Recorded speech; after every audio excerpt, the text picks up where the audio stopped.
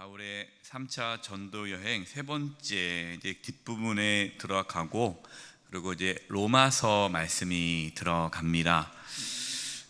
여러분 59페이지 보도록 하겠습니다. 59페이지 첫 번째 보면은 사도행전 20장 1절에 소요가 그침에 그랬습니다. 이 소요는 어떤 소요일까요? 2주 전에 말씀을 나눠서 잊어버릴 수 있겠지만, 바울과 그 일행이 이제 에베소에서 말씀을 전했죠. 근데 에베소에서 어떤 일이 일어났습니까? 에베소의 많은 마술사들이 그 책을 다 태우고 우상을 떠났죠. 근데 그러니까 이 에베소에서 아데미 신상을 팔던 자들이 먹고 살 수가 없는 거예요. 그래서 바울과 그 일행을 누명을 씌워서 잘못하지 않았는데 이 도시를 소란케 한다라고 해서 이제 막 죽이려고 하고 쫓아내려고 합니다. 이 소요로 인해서 이제 바울이 더 이상 에베소에 있기가 어려워서 소요가 그침에 그겁니다. 바울은 제자를 불러 권한 후에 작별하고 떠나 마게도냐로 갔다. 이제 에베소 교회 제자들 있지 않겠습니까? 그들에게 이제 이 교회를 맡기고 또 이 도시를, 하나님의 나라를 세울 것을 권면하고 부탁하고 이제 떠나 마게도냐로 가게 됩니다. 여기서 마게도냐는 어떤 곳일까요? 바울이 2차 전도 여행 때 빌립보, 데살로니가 그 지역이 마게도냐입니다. 그래서 여러분 지도를 한번 또 보겠습니다. 화면 잠깐 보여주시겠어요? 화면을 보시죠. 여러분이 갖고 있는 59페이지 그냥 보시면서 잠깐 지도를 보겠습니다. 여러분 가운데 에베소가 보입니까? 에베소 보이죠? 제가 동그라미 이렇게 쳤어요. 이 에베소의 소요가 일어나가지고 마게도냐로 가게 되죠. 이 마게도냐 데살로니가로 가게 됩니다. 그래서 데살로니가에 가서 있다가 또 거기서 또 주변에 교회를 많이 세웠잖아요. 거기서 또 다시 제자들을 든든히 하게 한 다음에 사도행전 20장 2절입니다. 그 지방으로 다녀가며 여러 말로 제자들에게 권하고. 그러니까 바울은 항상 전도여행을 가면 기존에 세웠던 교회에 가서 다시 제자들을 훈련시키는 거예요. 그렇게 제자들에게 권하고 헬라에 이르러. 여러분 헬라가 어디입니까? 고린도입니다. 그래서 데살로니가에서 고린도 밑에 지방이죠. 이쪽으로 내려오게 된 거예요. 여러분 알다시피 이제 고린도 전서를 에베소에서 썼는데 이제 고린도를 방문하게 되죠. 이 고린도에서 석 달 동안 있게 됩니다. 이 고린도에서 석 달 동안 있는 동안에 로마서를 기록을 해요. 로마서를. 여기 보니까 세 번째, 다시 마게도냐로 가서 빌립보를 거쳐 드로아로 감. 거기 석 달 동안 있다가, 거기는 어디입니까? 헬라, 고린도죠. 그래서 고린도에 석 달 동안 있다가 배를 타고 수리아로 가고자 할 때에, 그럼 배를 타고 수리아로 간다는 게 어디입니까? 다시 안디옥 교회로 돌아가는 거죠. 그때 유대인들이 자기를 해하려고 공모함으로 고린도에서 바로 가지 못하고 다시 마게도냐로 거쳐 돌아가기로 작정하니, 그래서 다시 위쪽으로 올라가게 되는 거예요. 데살로니가에서 내려왔는데 또 바울과 그 일행을 죽이려는 유대인들의 계략을 알게 돼서 바로 돌아가지 못하고 다시 위쪽으로 데살로니가로 올라가게 됩니다. 그래서 데살로니가 있다가 위로 빌립보로 이렇게 올라가게 되죠. 빌립보에 있다가 드로아로 배를 타고 오게 됩니다. 드로아에서 말씀을 전하는데 유두거라는 청년이 3층에서 말씀을 듣다 졸다가 떨어져 죽죠. 네, 그래서 부흥 강사님들이 예전에 이런 말씀하면서 여러분 졸지 마세요 그렇게 얘기하셨는데, 떨어져 죽었습니다. 근데 바울이 다시 이제 살려주죠. 하나님의 능력으로 살려주게 됩니다. 그리고 이제 드로아에서 또 아소로 와서 미둘레네로 들어와서 기오 섬을 지나 사모 섬을 지나 밀레도에 도착하게 됩니다. 네, 밀레도. 근데 이 밀레도하고는 에베소하고는 가깝죠. 근데 밀레도는 이제 항구이기 때문에 이 밀레도에서 배를 타고 이제 예루살렘으로 돌아가는데 에베소 교회 장로들을 이 밀레도에서 만나게 합니다. 바울은 시간이 없기 때문에 에베소까지 다시 갈 수가 없어요. 그래서 미리 연락을 해서 에베소 교회 장로들, 이 장로라 하면 에베소 교회 지도자들을 말하는 겁니다. 여러분들이 성경에 이 장로 하면은 우리 생각하고 있는 우리 장로님들을 생각하면 안 돼요. 성경의 초대교회 장로는 교회 지도자들을 말하는 것이고 목회자, 평신도 지도자 다 포함하는 겁니다. 이 당시에는 교회가 조직이 아직 이렇게 제도적인 교회가 없기 때문에 교회 지도자들을 장로로 이렇게 했습니다. 그러니까 목회자이면서 평신도 지도자들을 말하는 거예요. 이들을 이제 에베소에서 만나게 되죠. 그러면서 이제 바울이 마지막 그들과 마지막 이야기를 나눕니다. 근데 바울은 알아요. 이제 더 이상 이 에베소 교회에 올 수 없다. 또 내가 이제는 에베소 교회에 오지 못하고 이 장로님들을, 이 교회 지도자들을 만날 수 없다는 것을 알게 되죠. 그래서 마치 유언처럼 마지막 고별 이야기를 합니다. 저는 사도행전에 많은 아름다웠고 감동적인 이야기가 있지만 저는 개인적으로 이 사도행전 20장에 나와 있는 바울이 에베소 교회 장로님들과 만나서 나누는 이야기가 너무나 감동적이에요.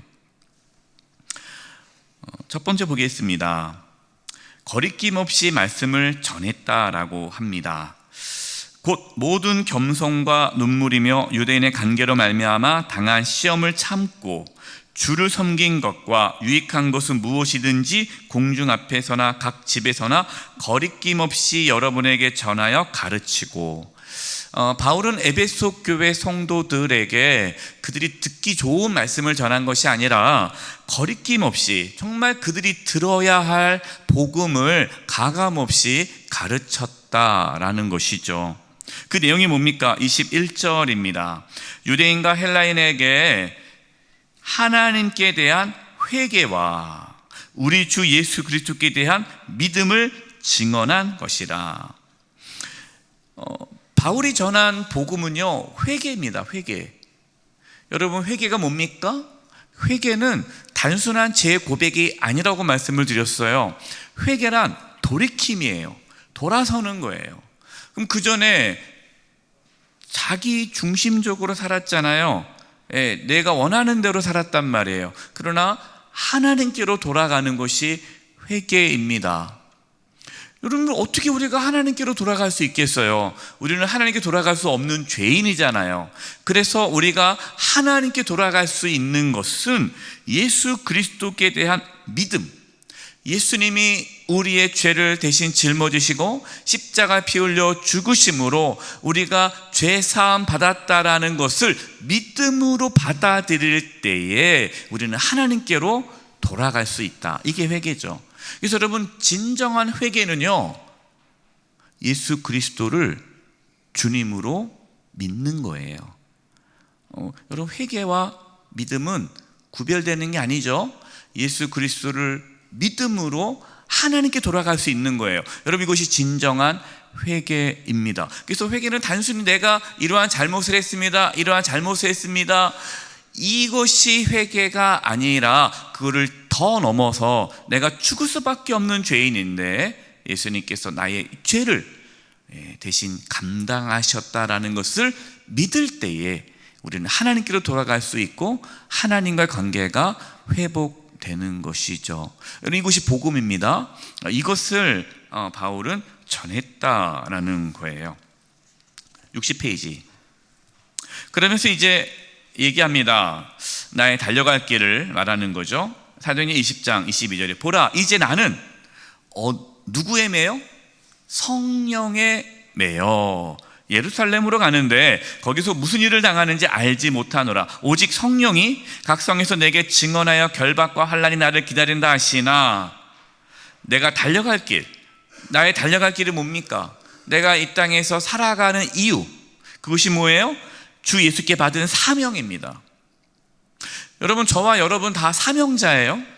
목회자만 사명자가 아닙니다. 우리 다 사명자예요. 사명자. 그 우리의 사명이 무엇입니까? 하나님의 은혜의 복음을 증언하는 일, 복음을 전하는 것, 복음을 전하는 것이 우리의 사명이고 우리가 살아가는 삶의 이유이죠. 이것을 마치려 하면은 나의 생명조차도 조금 것으로 귀한 것으로 여기지 아니하노라. 내가 살아가는 이유는 복음을 전하는 것이고 이 복음을 전하는 데 있어서 내 생명을 아끼지 않겠다라는 것입니다. 그런데 여러분, 이것이 바울이 자기 힘으로 가능하다고 말을 합니까? 아니죠. 누구에 매였다는 거예요? 성령에 매여. 여러분, 신앙생활은요 우리의 힘으로 할 수 없습니다. 성령에 매여 사명을 감당하는 거예요. 저와 여러분 성령에 매일 수 있기를 바랍니다. 성령에 매여 우리가 달려갈 길을 끝까지 달려갈 수 있기를 소망합니다.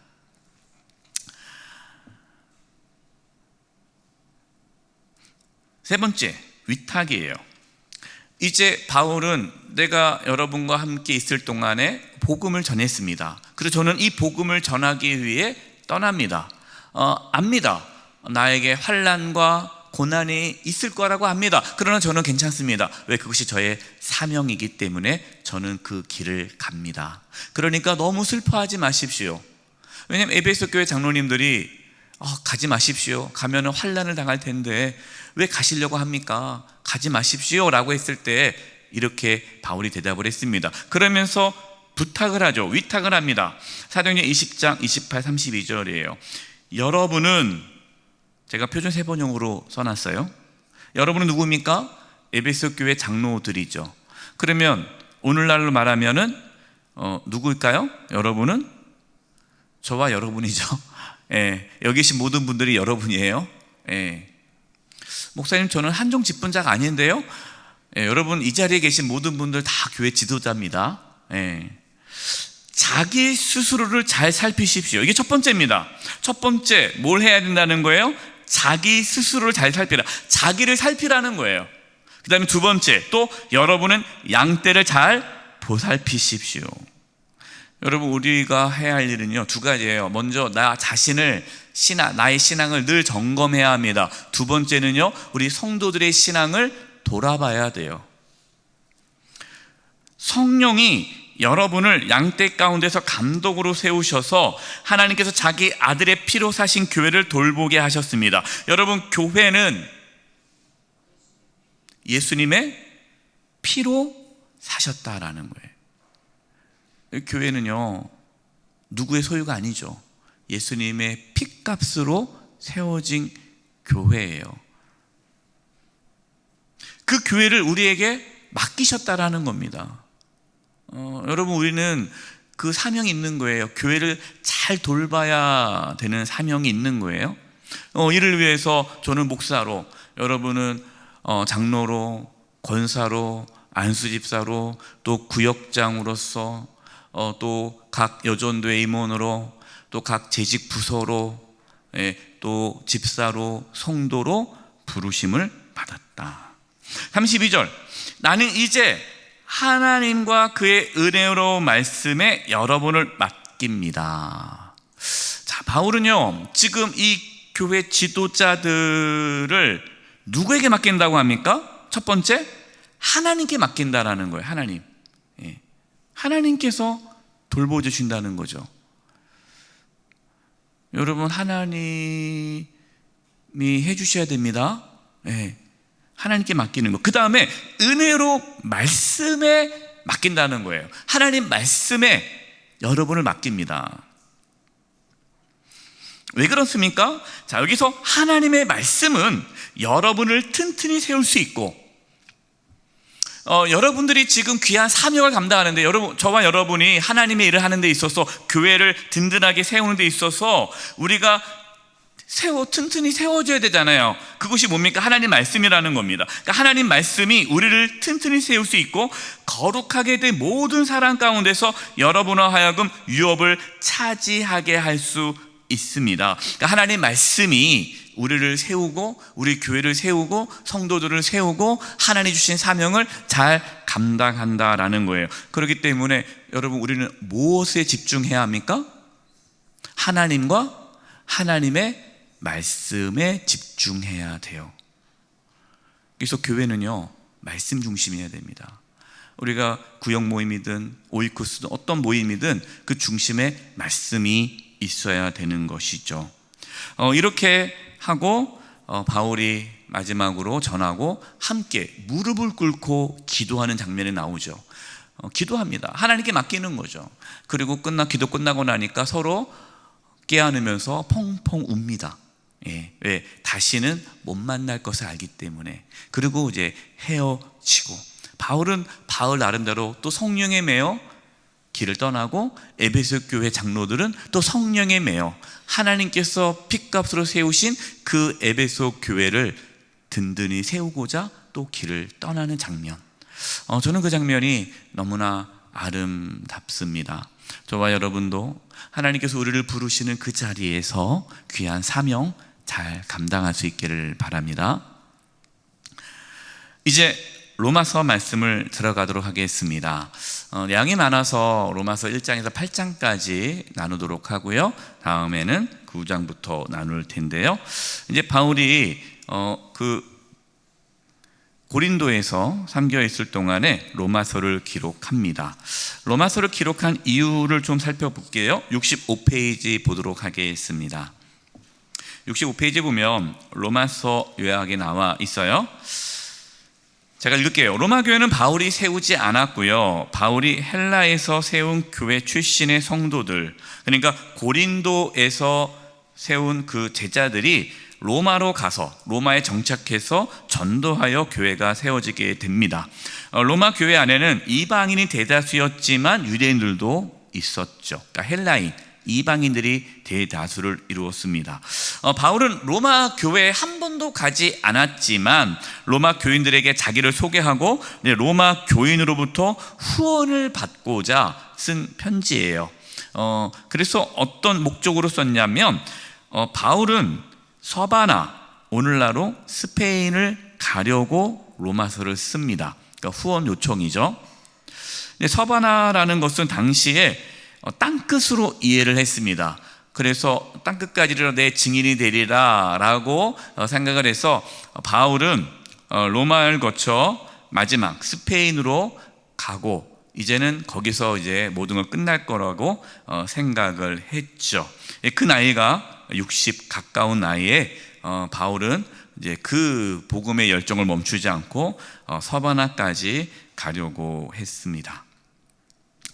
로마서 말씀을 보면요, 1장에서 16장까지인데요, 로마서 1장에서 11장까지 교리적인 내용이 나옵니다. 복음이 무엇인가, 우리가 어떻게 예수님을 믿고 구원을 받게 되었는지, 우리는 죄인인데 하나님께서 우리를 구원하기 위해 예수님을 보내주셨고, 예수님을 믿음으로 우리는 의롭게 되었다, 구원을 받았다라는 것이 1장에서 11장까지 말씀이고요, 12장부터는 우리가 정말 구원을 받았다면, 우리가 하나님의 자녀가 되었다면, 그렇다면 우리는 어떻게 살아가야 할 것인가, 복음의 삶에 대한 내용이 12장부터 나타나고 있습니다.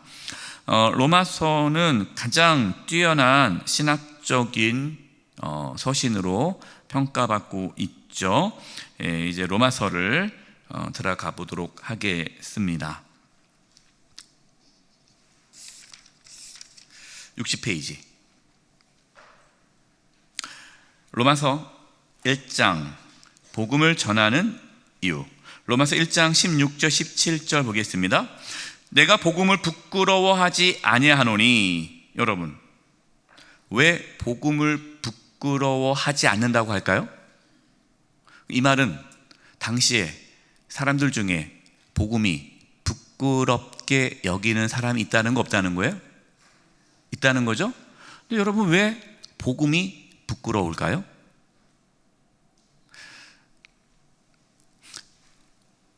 질문 한번 던져보겠습니다.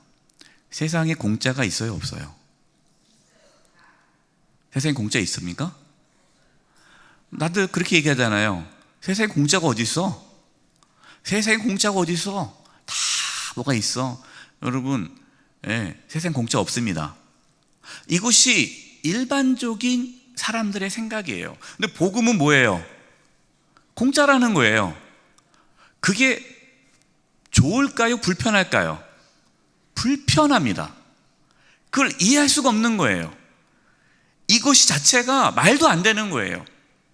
이걸 부끄럽게 여긴다는 게 뭐냐면, 부끄럽다는 것이 부끄러워 이게 아니라, 이 부끄럽다는 이 단어의 의미는 거부감을 갖게 된다, 불편하다, 받아들일 수 없다라는 그 표현이에요. 여러분, 근데 우리들도요, 신앙생활을 오래 하시지만 아무리 복음을 들어도 여기서부터 자유로우신 분들이 많지가 않아요. 목회자인 저도 끊임없이 싸워야 할 것이 뭐냐면, 세상에 공짜가 없다라는 생각에 계속 지배를 해요. 그게 뭡니까? 내가 뭔가 해야 하나님께서 나를 사랑하지 않을까? 내가 그래도 이렇게 하면은 천국 못 가는 거 아니야? 그래도 양심이 있지, 내가 이 정도는 해야지. 끊임없이 내가 뭔가를 해야 하나님은 나에게 뭔가를 하신다라는 그 주고받는 기브 앤 테이크가 우리 안에 있다라는 거예요. 여러분, 이것이 당시의 헬라 철학, 헬라의 그 당시 로마 신들 있지 않습니까? 로마 신들. 로마 신들은 다 그런 거예요. 인간이 뭔가 신에게 무엇을 해야 신이 감동을 받고 복을 주는 거예요. 근데 아무것도 하지 않은데 신이 그냥 복을 준다? 이거는 말도 안 되는 거예요. 근데 복음이 그거잖아요. 이게 불편한 거예요. 받아들일 수가 없는 겁니다. 그러니까 여러분, 교회 안에 끊임없이 들어오는 게 뭐냐면 공로사상이에요. 율법주의. 내가 무엇을 해야 구원을 받을 수 있다. 물론 예수님 믿어야 되지. 하지만 예수님 믿는 플러스 뭔가 알파, 뭔가가 있어야 되지 않겠냐. 이거 없이 어떻게 구원을 받느냐. 이게 불편한 거예요. 근데 나는 복음을 부끄러워하지 아니한다, 이 표현이에요. 왜 그러냐? 이 복음은 모든 믿는 자에게 구원을 주시는 하나님의 능력이 됨이라. 자, 복음은 누구에게 구원을 주시는 하나님의 능력이라고요? 믿는 자에게 주시는 하나님의 능력이라는 거죠. 믿는 자. 여러분, 여기서 믿음이라는 단어는요, 우리가 늘 생각을 해야 되는데, 여기서 믿음은 자기를 나타내는 모든 것을 반하는 것을 믿음으로 생각하면 돼요.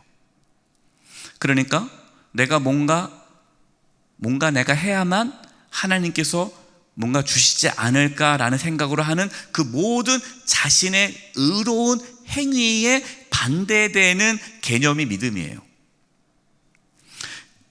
그러니까 복음은 모든 믿는 자에게 나에게 선한 것이 하나도 없고 오직 하나님께서 모든 걸 다 이루셨다라는 것을 온전히 받아들이는 자에게 구원을 주신 하나님의 능력이라는 거예요.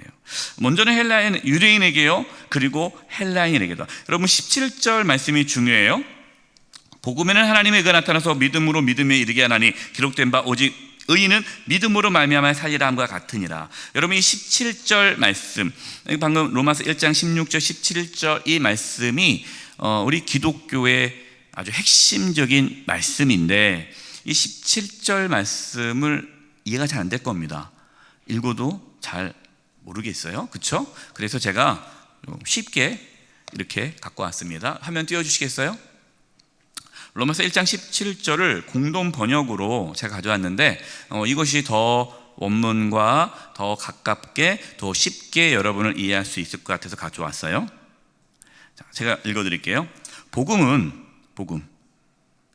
하나님께서 인간을 당신과 올바른 관계를 놓아주시는 길을 보여주십니다. 여기서 당신은 하나님이죠. 그러니까 복음은 뭡니까? 하나님과 올바른 관계를 맺게 해주는 것. 그러니까 복음이라는 것은요, 기쁜 소식이잖아요. 이 기쁜 소식이 뭐가 기쁜 소식이냐? 하나님과 우리의 관계가 깨어졌잖아요. 죄로 인해서 하나님 관계가 깨어졌는데 다시 하나님과의 관계가 회복되었다는 거예요. 이것을 하나님과의 관계를 다시 잘 만들어주는 길을 우리에게 보여준 것이 복음인데, 그러면은 이 복음, 하나님과 관계가 회복되어진 것이 복음인데, 이 복음은 인간은 오직 무엇을 통해서?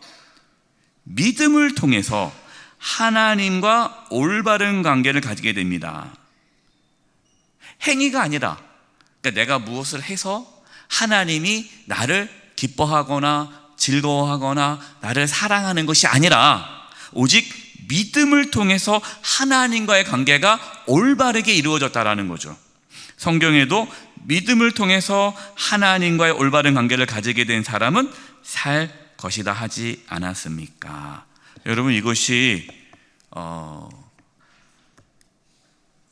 바울이 로마 교회에게 보낸 중요한 내용이죠. 쉽게 우리가 구원을 받게 된 것은 하나님께서 하나님과 관계를 회복하기 위해서 하나님께서 이루신 그 일들, 그것을 우리가 믿을 때에 우리에게 구원이 이루어진다라는 거죠. 이것이 복음이라는 거예요. 근데 여러분, 여기서 우리가 중요하게 여겨야 할 것이 있어요. 뭐냐면 믿음이라는 겁니다. 믿음.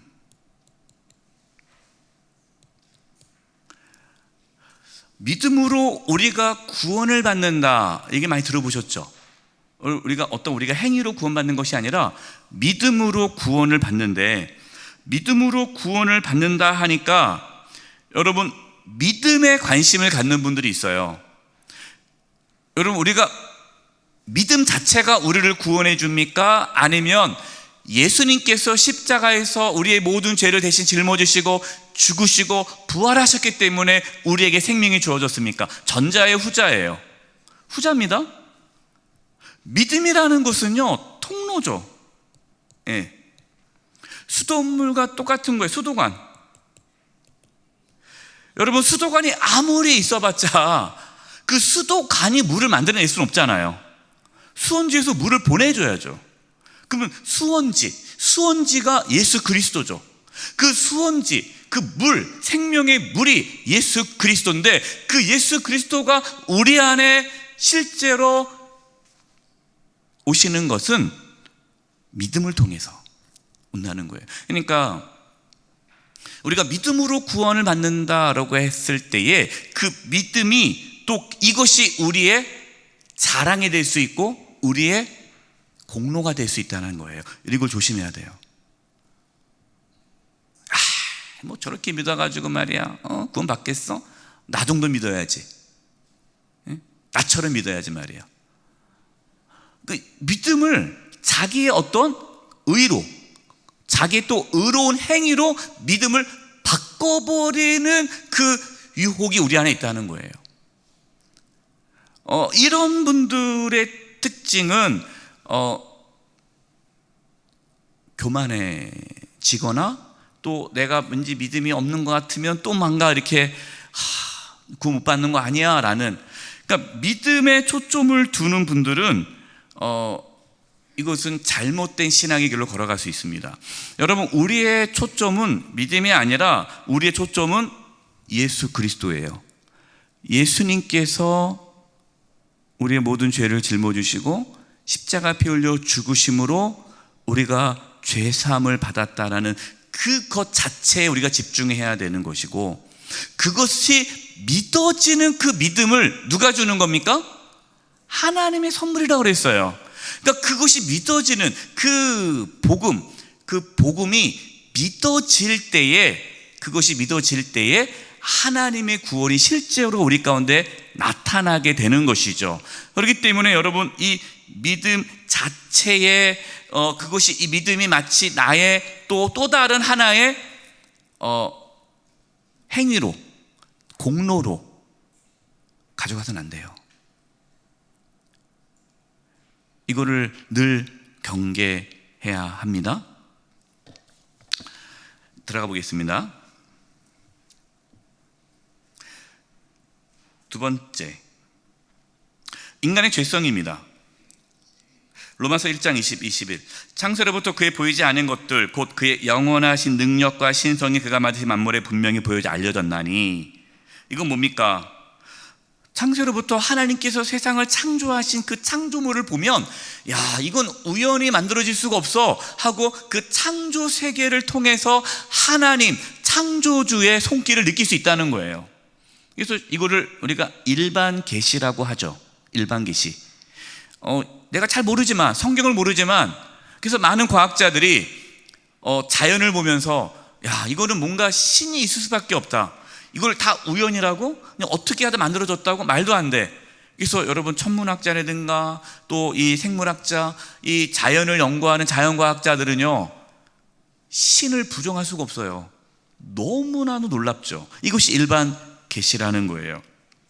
21절. 그러므로 핑계하지 못하는데 하나님을 알되 하나님을 영화롭게도 아니하며 감사하지도 아니하며 그 생각이 허망하여지며 미련한 마음이 어두워졌나니 스스로 지혜 있다 하나 어리석게 되어. 하나님을 분명히 있다, 신이라는, 분명히 창조주라는 분이 있다는 걸 알지만 끝까지 그것을 인간은 그를 부인하고 뿐만 아니라 그 하나님을 무엇으로 바꿔버립니까? 우상으로 바꿔버린다라는 거죠. 그래서 하나님께서 만드신 해와 달과 별과 나무와 짐승을 그것이 신이다라고 바꿔버리는, 그것이 인간의 죄악성이다. 24절에 그러므로 하나님께서 그들을 마음의 정욕대로 더러움을 내려보사 그들의 몸을 서로 욕되게 하셨으니. 로마서 1장 28절 31절입니다. 또한 그들이 마음에 하나님 두기를 싫어하며. 죄가 뭡니까? 하나님을 마음에 두기 싫어하는 게 죄죠. 네. 여러분, 이것이 인간의 죄성입니다. 그래서 인간의 죄성은요, 하나님을 마음에 두기 싫어요. 하나님을 마음에 두기 싫다는 것은 내 마음의 중심이 누구라는 거예요? 나라는 거죠. 그래서 자기 중심성이 죄입니다. 자기 중심성. 여러분, 그래서요, 내가 선한 일을 한다고 해서 그것이 선이고 내가 나쁜 짓을 해서 그것이 악이 아닙니다. 내가 선한 일을 해도요, 그것이 자기 중심성을 가지고 선한 일을 하면 죄예요. 그러니까 모든 인간은 죄예요. 죄인이에요. 예. 왜? 그 마음에 하나님 중심성이 없고 자기 중심성이 있기 때문에. 그래서 아까 좀 전에 말씀했던 믿음도, 그렇게 예수 믿으면 어떻게 해? 나처럼 믿어야지. 그 사람은 자기 중심성이죠. 죄예요. 예. 이건 아직 복음을 경험하지 못한 거예요. 그래서 여러분, 자기 중심성에서 벗어나지 못하신 분들은 다른 사람을 판단하고 정죄하고 비난합니다.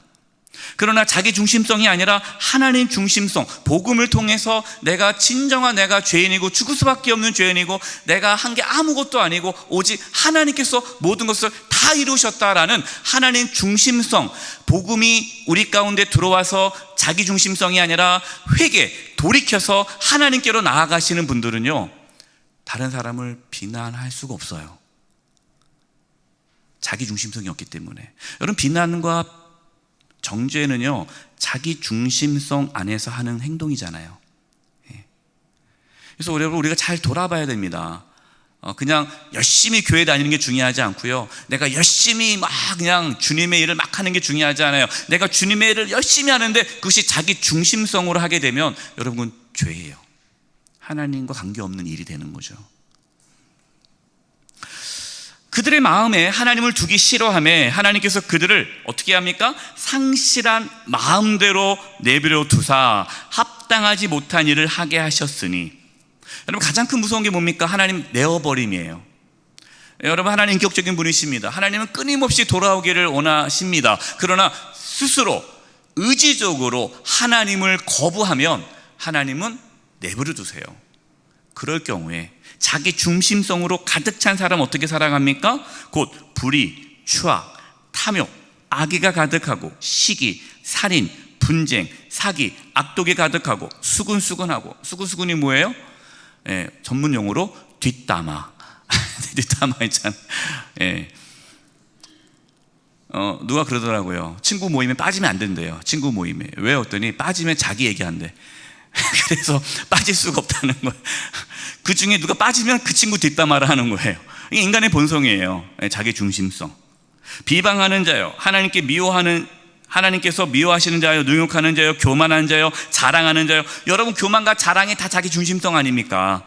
악을 도모하는 자요, 부모를 거역하는 자요, 우매하는 자요, 배약하는 자요, 무자비한 자라. 여러분, 이 32절에 우리가 읽지 않았지만 이것은 하나님께서 사형에 해당한다 그랬어요. 이게 뭡니까? 자기 중심성을 갖고 살아가는 모든 인간은 죄인이기 때문에 심판을 받는다라는 거죠. 세 번째, 하나님의 심판입니다. 혹 내가 하나님의 인자하심이 너를 인도하여 회개하게 하심을 알지 못하여 그 인자하심과 용납하심과 길이 참으심이 풍성함을 멸시하느냐? 다만 내 고집과 회개하지 아니한 마음을 따라 진노의 날, 곧 하나님의 의로운 심판이 나타나는 그날에 임할 진노를 내게 쌓는도다. 끝까지 고집을 피우고 회개하지 않으면, 회개가 뭐예요? 하나님께 돌이킨다는 거잖아요. 자기 중심성에서 하나님 중심성으로 가는 거예요. 여러분, 오해하면 안 돼요. 자기 중심성에서 하나님 중심성으로 갈 수 있는 것은 복음밖에 없습니다. 복음을 경험할 때에 우리는 자기 중심성이 아니라 하나님 중심성으로 이제 돌이키게 되는 거예요. 그렇지 않고 끝까지 자기 중심성으로 살아가면, 복음을 받아들이지 않으면 하나님의 심판을 피할 수 없다라는 것입니다. 네 번째, 모두가 죄인이라는 거예요. 의인은 하나도 없습니다. 깨닫는 자도 없고 하나님을 찾는 자도 없어요. 여러분, 이것이 인간이에요. 그럼 어떻게 합니까? 하나님께서 그들을 깨닫고, 아, 내가 죄인이구나, 내가 나 자기 중심적으로 살았구나, 깨달아야 되는데, 그래서 하나님께서 말씀을 주신 거죠. 이게 율법의 기능입니다. 다섯 번째, 로마서 3장 19절. 우리가 알거니와 무릇 율법이 말하는 바는 율법 아래에 있는 자들에게 말하는 것이니 이는 모든 입을 막고 온 세상으로 하나님의 심판 아래에 있게 하려 하나니. 우리 20절 같이 한번 읽어보겠습니다. 우리 61페이지 제일 밑에 다섯 번째, 율법의 기능, 로마서 3장 20절을 한번 읽어보겠습니다. 시작.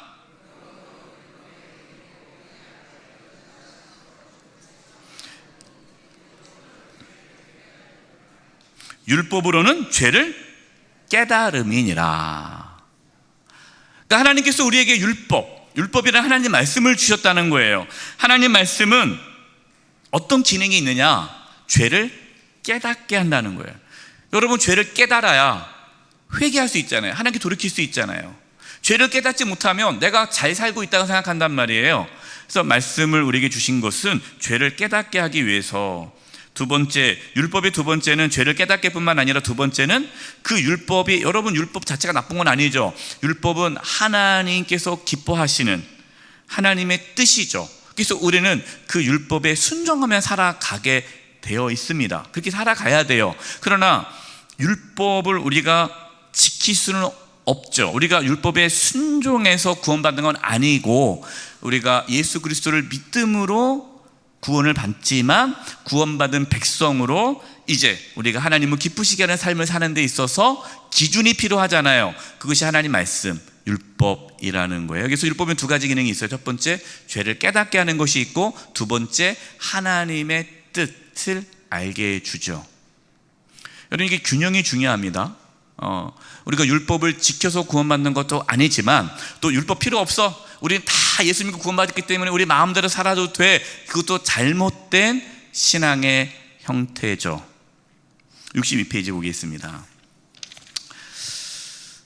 의롭게 되는 길, 이게 중요하죠. 별표하시고 로마서 3장 22, 28절 말씀을 잘 보시기 바랍니다.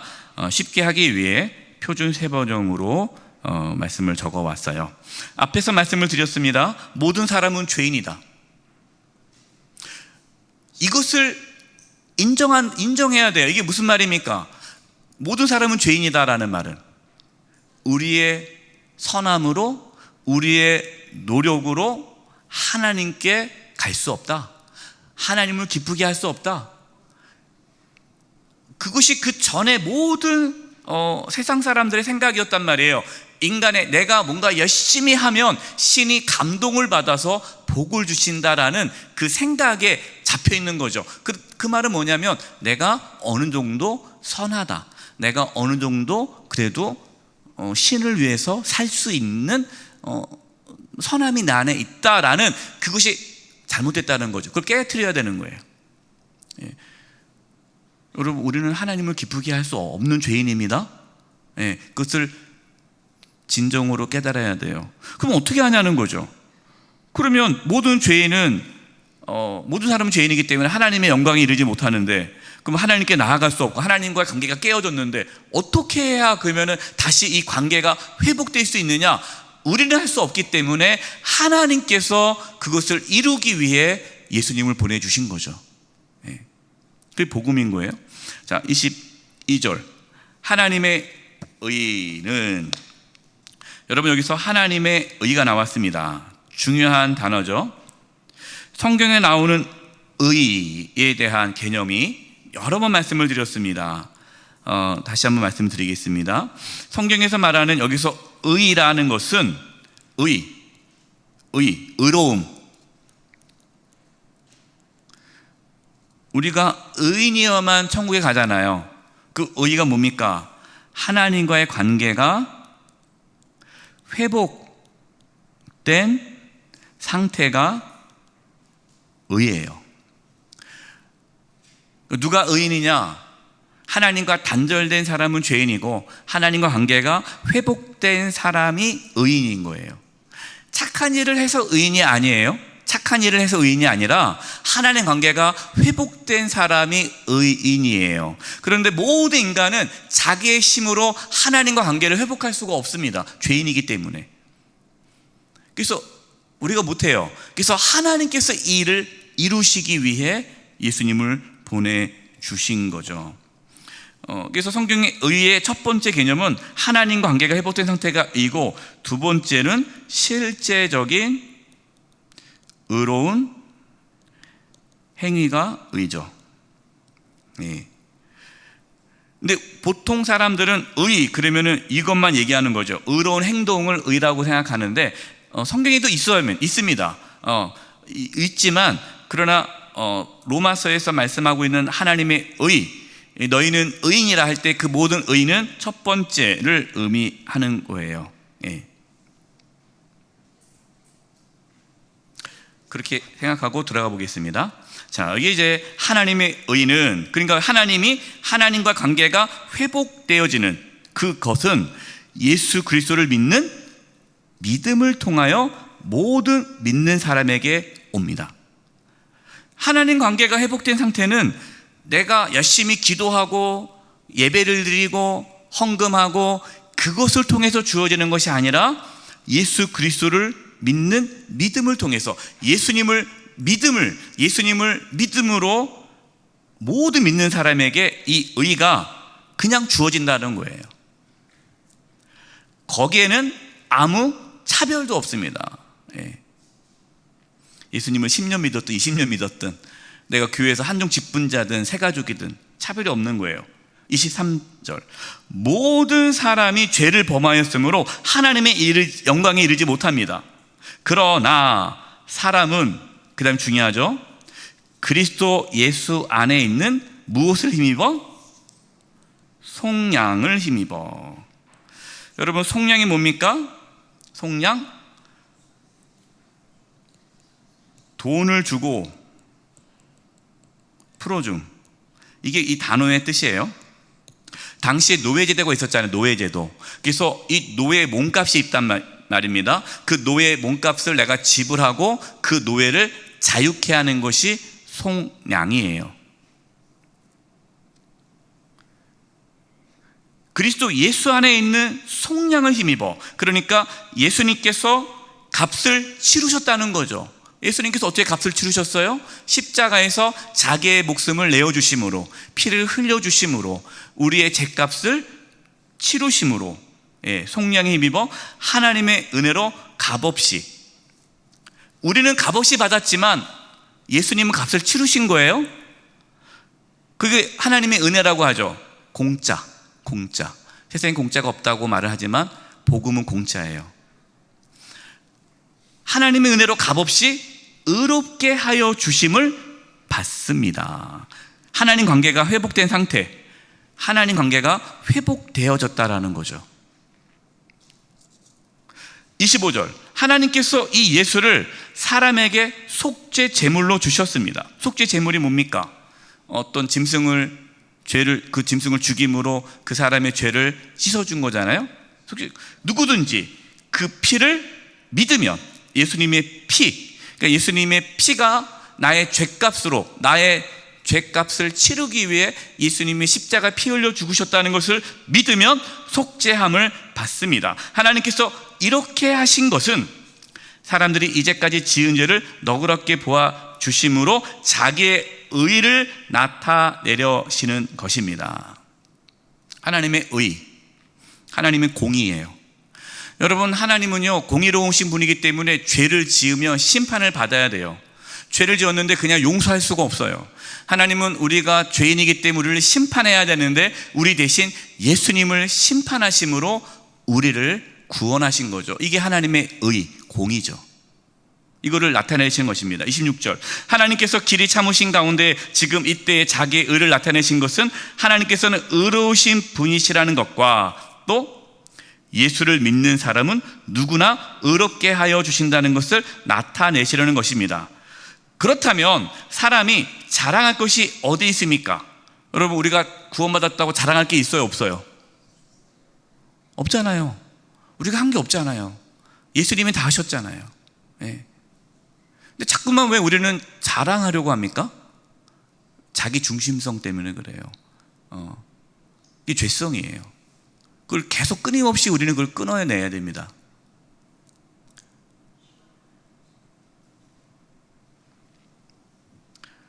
어떤 법으로 의롭게 됩니까? 행위의 법으로 됩니까? 아닙니다. 믿음의 법으로 됩니다. 사람은 율법의 행위와 상관없이 믿음으로 의롭게 하여 주심을 받는다고 우리는 생각합니다. 믿음으로 의롭게 된다라는 여러분 그 믿음이라는 그 단어가 자기중심성, 내가 무엇을 해서 구원을 받는다는 것이 아니라 전적인 100% 하나님께서 다 이루심을 받아들이는 것이 믿음이라는 거예요.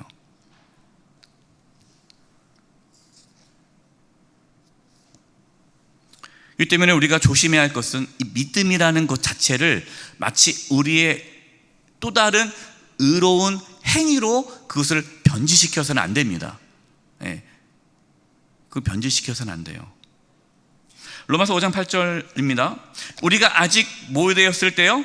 죄인 되었을 때 그리스도께서 우리를 위하여 죽으심으로 하나님께서 우리에 대한 자기의 사랑을 확증하셨느니라. 그러면 이제 우리가 그의 피로 말미암아 의롭다 하심을 받았으니 더욱 그로 말미암아 진노하심, 하나님의 죄의 심판에서 구원을 받을 것이니. 여러분, 이게 중요한 말씀입니다. 우리가 무엇을 해서 예수님이 우리를 위해서 죽으신 것이 아니에요. 우리가 아직 죄인 되었을 때에, 이 말은 뭡니까? 우리는 자격이 없다는 거죠. 우리는 아무런 자격이 없어요. 우리는 심판받아 마땅하지만 예수님께서 우리를 사랑하셔서 죽으심으로 우리를 구원해 주셨습니다. 여러분, 이것이 하나님의 은혜죠. 이것을 우리는 복음이라고 합니다. 여러분, 복음을 경험하는 사람은요, 세상에서 경험할 수 없는 그 놀라운 진리를 깨닫게 되는 거죠. 7번째, 아브라함을 의롭다고 하신 이유. 이제 이거는 당시 유대인들의 생각에는 아브라함이 의롭게 됐다라는 것은, 성경에 아브라함을 하나님께서 의롭다라고 한 이유가 아브라함이 뭔가 하나님을 위해서 했기 때문에 의롭다고 한 게 아니죠. 여러분, 아브라함은 우상 숭배자였습니다. 근데 하나님께서 아브라함을 부르셨어요. 예. 아브라함은 할례를 받지 않았습니다. 아직 할례를 받지 않았음에도 불구하고 하나님은 아브라함을 의롭다라고 여겨주셨어요. 하나님을 믿음에. 그 말은 뭡니까? 지금 당시에 유대인들이 할례를 받아야 우리는 구원받는다, 그렇지 않다는 거죠. 할례를 받지 않아도 이방인들도 예수님을 믿으면 구원받을 수 있다는 것을 이 아브라함을 통해서 전해주고 있는 겁니다. 63페이지. 자, 그렇다면 여러분, 우리가 예수 그리스도로 말미암아 하나님과 화평하게 되었죠. 의롭다 하심을 받았죠. 그렇습니까? 여러분, 예수님을 통해서 저와 여러분이 하나님과 화평하게 됨을 믿으시기 바랍니다. 우리는 의인이 된 거예요. 의인, 구원받았습니다. 하나님의 자녀가 되었습니다. 그러면 의롭다 하심을 받은 자의 삶은 이제 어떻게 되느냐? 1번, 하나님과 화평을 누림. 로마서 5장 1절 읽어보겠습니다. 시작. 그러므로 우리가 믿음으로 의롭다 하심을 받았으니 우리 주 예수 그리스도를 말미암아 하나님과 화평을 누리자. 여러분, 의롭다는 게 뭡니까? 하나님 관계가 회복된 것이 의로움이잖아요. 우리가 믿음으로, 우리 행위가 아닙니다. 우리가 노력해서 하나님 관계가 회복된 게 아니에요.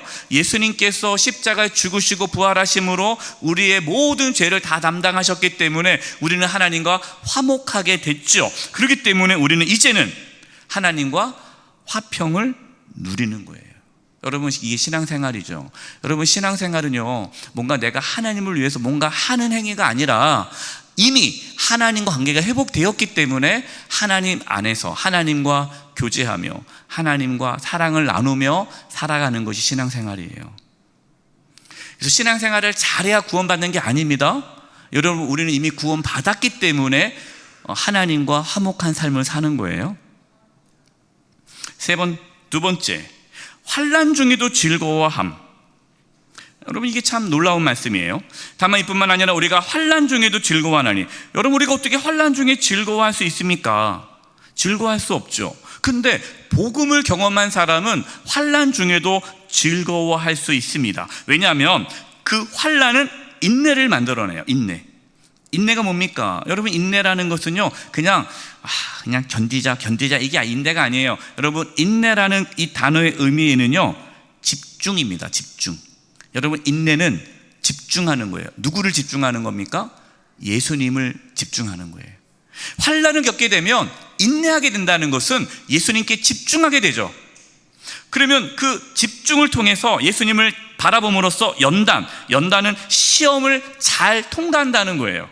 그리고 연단은 소망을 이룰 줄 알게 되고, 그리고 소망이 우리를 부끄럽게 아니함은 우리에게 주신 성령으로 말미암아 하나님의 사랑이 우리 마음에 부은 바 됨이니. 여러분, 우리가 환난을 통해서요, 우리의 믿음이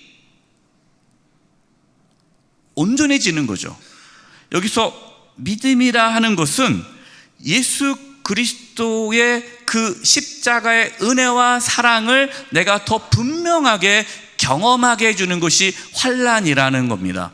환난이 있기 전에는, 환난이 없을 때는 자기 중심적으로 하나님을 섬길 수 있어요.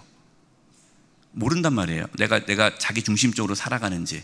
그런데 환난을 통해서 드러납니다. 내가 하나님 중심적으로 지금 신앙생활하고 있는지, 자기 중심적으로 신앙생활하고 있는지가 환난을 통해서 분별이 돼요. 그래서 환난은 우리로 하여금 하나님 중심적인 참된 믿음의 길로 인도하기 때문에 그것이 나에게 기쁨과 감사함이 된다라는 거예요. 그래서 환난을 겪으면요, 그분이 진짜냐 가짜냐가 딱 나타나는 거예요. 가짜, 자기 중심적으로 신앙생활 하시는 분들은 뭐라고 말해요? 하나님, 내가 하나님을 위해서 이렇게 열심히 신앙생활 했는데 어떻게 나한테 이럴 수 있어요? 내가 11조 생활했죠. 내가 봉사했죠. 이렇게 열심히 나는 충성하는데 나는 왜 이렇게 힘들고 저 사람은 제대로 하는 것도 없는데 왜 저 사람은 지켜줍니까? 이거 불공평한 거 아니에요? 여러분, 이게 자기 중심적이죠.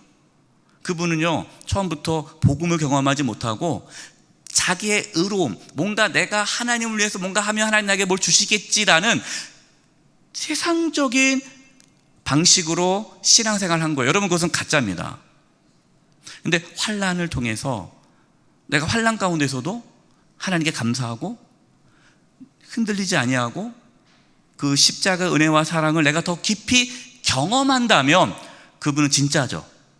그래서 환난을 통해서 우리의 믿음이 진짜냐 가짜냐가 드러나게 되는 거예요. 세 번째, 하나님 안에서 즐거움.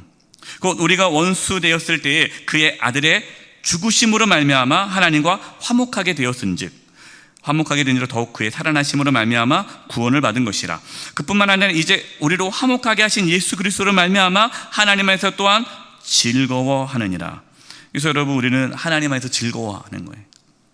예수 그리스도를 통해서 하나님 관계가 회복되었기 때문에 하나님 안에서 즐거워하는 삶. 하나님을 즐거워하는 거예요. 하나님이 뭘 줘서 하나님이 우리 자녀 좋은 대학 보내줘가지고, 그래서 이런 분들이 있어요. 간증할 게 있다고. 간증 들어보면은 대부분의 간증이 뭡니까? 하나님이 나에게 이 세상에 복을 준 걸 간증을 해요. 근데 진짜 간증이 뭐예요? 진짜 간증, 내가 어떠한 고난과 환난 가운데서도 하나님 나를 사랑한다는 것을 잊지 않고 살아가게 해주신 그 하나님의 은혜와 사랑이 그 간증이죠.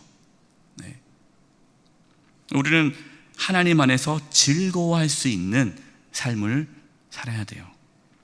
아홉 번째, 예수님과 함께 죽고 사는 새로운 삶입니다. 여러분, 이것이 성화예요. 그러므로 우리가 그의 죽으심과 합하여 세례를 받음으로 그와 함께 장세가 되었나니 이제 이는 아버지 영광으로 말미암아 그리스도를 죽은 자 가운데 살리신 것 같이 우리로 또한 새 생명 가운데서 행하게 하려 함이라. 새 생명, 우리 안에 새 생명, 예수님을 믿음으로 우리 안에 생명이 주어졌죠. 우리는 새로운 피조물이 되어 있습니다. 그래서 13절, 또한 너희 지체를 불의의 무기로 죄에게 내어주지 말고 오직 너희를 자신을 죽은 자과 살리신 다시 살아난 자같이 하나님께 드리며 너희 지체를 의의 무기로 하나님께 드리라.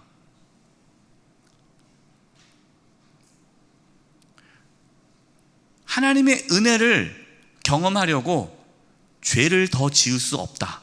근데 바울이 그 얘기인 거예요.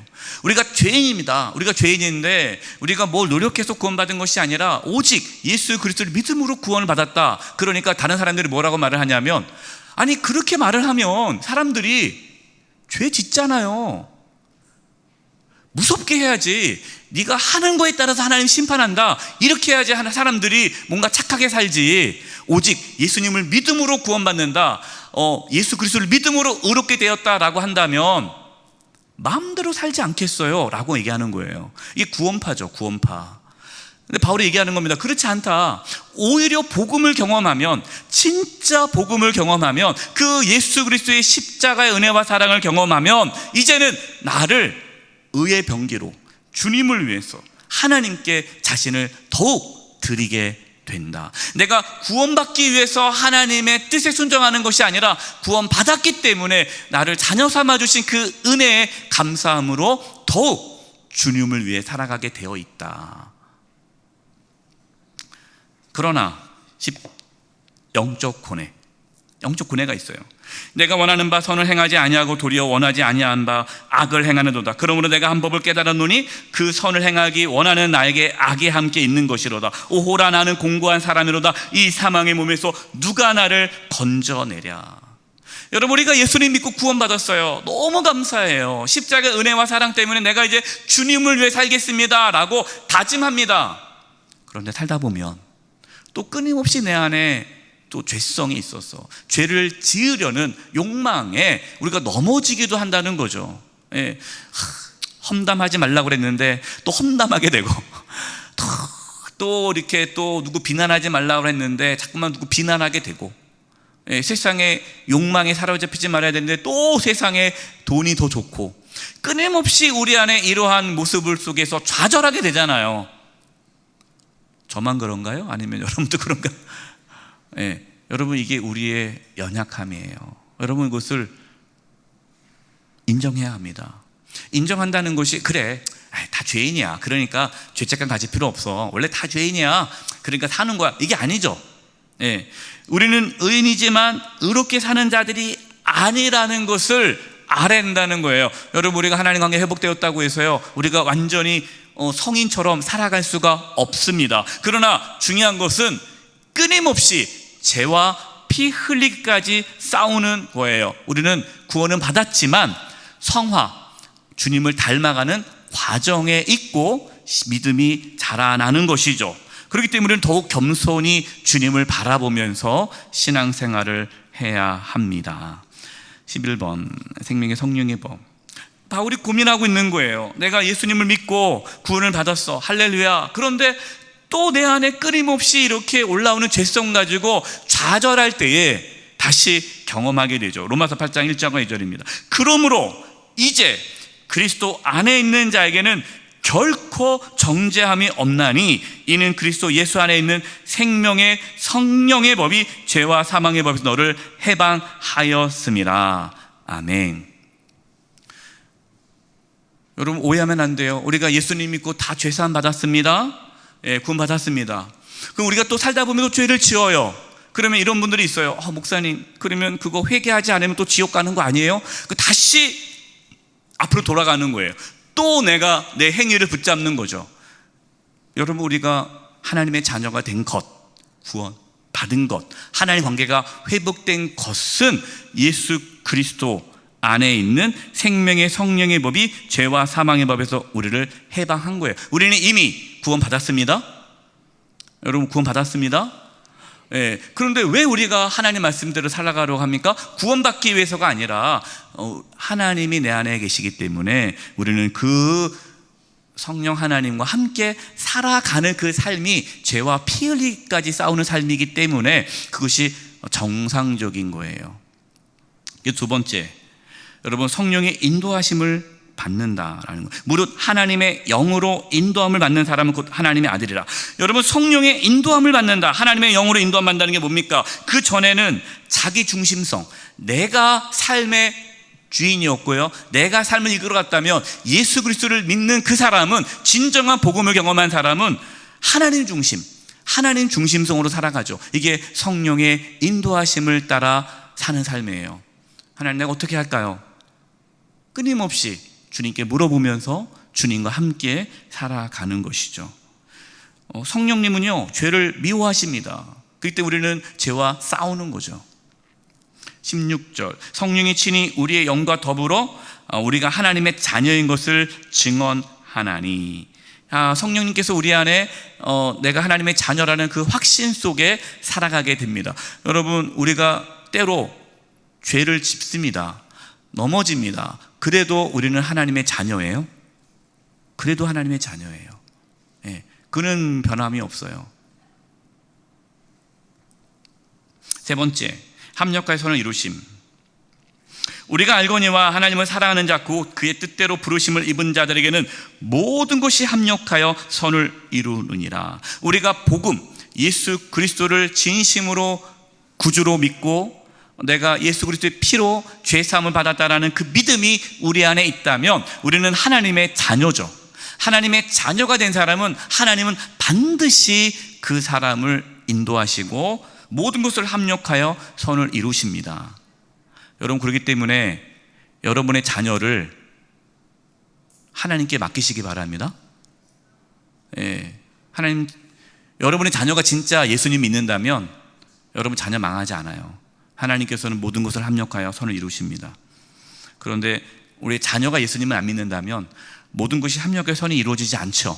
예, 그렇기 때문에 여러분, 무엇보다도 우리 자녀들이 예수 믿기를 여러분 기도하시기 바랍니다. 네 번째, 하나님의 사랑에서 끊을 수 없다. 자기의 아들을 아끼지 아니하시고 우리 모든 사람을 위하여 내주신 이가 어찌 그 아들과 함께 모든 것을 우리에게 주시지 아니하겠느냐. 내가 확신하노니 사망이나 생명이나 천사들이나 권세자들이나 현재일이나 장래일이나 능력이나 높음이나 깊음이나 어떤 피조물이라도 우리 주 그리스도 예수 안에 있는 하나님의 사랑에서 끊을 수 있다 없다? 없다. 왜 끊을 수 없을까요? 여러분, 만약에 하나님이 우리를 사랑하는 것이 조건적이었다면 끊어집니다. 그런데 하나님의 사랑은 처음부터 조건이 없었어요. 무조건적으로 우리 사랑했잖아요. 우리가 죄인 되었을 때에 아들을 내어주심으로 죽기까지 우리를 사랑하셨기 때문에 여러분, 하나님의 사랑은 조건이 없습니다. 그래서 하나님의 사랑을 끊을 수가 없는 거예요. 이러한 생각이 들 겁니다. 하나님 날 사랑하는 거 맞아? 하나님 날 사랑하지 않는 것 같아. 그래도 하나님은 사랑하시는 거예요? 예. 여러분, 자식이 엄마 아빠 나 싫어하는 것 같아, 나 미워하는 것 같아, 내가 엄마 아빠 자식 아닌 것 같아, 어디서 주워갔나 봐 라고 서운한 마음이 자식이 가져도 그 자식 그런 마음 가졌다고 해서 부모가 진짜 아유 그래 이제 끊자, 그런 부모 없잖아요. 여러분, 하나님은요 우리를 너무나도 사랑하십니다. 우리가 어떠한 삶을 살아도 하나님은 절대 저와 여러분을 버리거나 포기하지 않으십니다. 이것이 로마서의 8장까지의 말씀입니다. 기도하겠습니다. 하나님, 우리는 끊임없이 자기 중심성으로 살아가려고 합니다. 하나님, 복음을 경험해요. 정말 복음을 경험해서 하나님 중심성을 갖고 살아갈 수 있게 해주시옵소서. 죽을 수밖에 없는 저희들을 예수 그리스도의 피로 깨끗게 해주시고 자녀 삼아주시고 성령의 인도하심에 따라 살아가게 하심을 감사드립니다. 이 자리에 계신 우리 성도들 중에 아직 복음을 경험하지 못하신 분이 계시다면, 아직 예수님을 온전히 믿지 못한 분이 계시다면 예수님 믿을 수 있는 은혜를 주셔서 그 복음의 은혜와 그 감격 가운데 살아가게 하여 주시옵소서. 예수님의 이름으로 기도드리오며 지금은 우리 주 예수 그리스도의 은혜와 하나님 아버지의 그 크신 사랑하심과 성령님의 교통하심과 충만하심이 우리 사랑하는 성도님들 한 영혼 한 영혼 위에, 영수의 교회 위에 이제부터 영원토록 함께하옵시기를 간절히 축원하옵나이다. 아멘.